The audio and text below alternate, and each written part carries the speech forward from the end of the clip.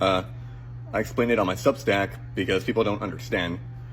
People think spices are just these cool little fun things to do, right?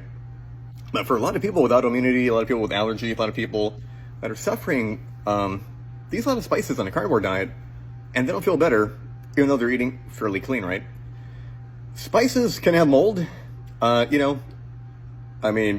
Businesses aren't, the best people in the world, because they're an entity.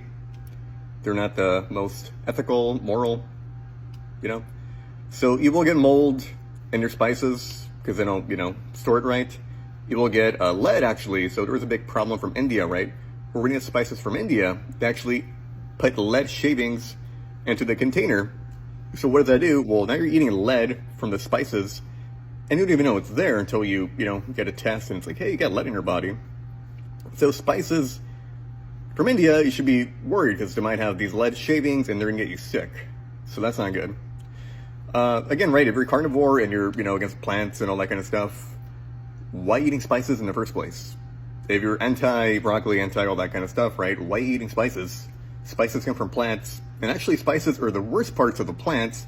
They have all the plant secondary defense chemical compounds, these volatile oils. So the things people argue, right, about why plants are bad, don't eat spices, because that's literally the whole point of why you're doing carnivore, right? Like, think about it. And then once people think about it, they're like, oh, that's right, you're true, I get it.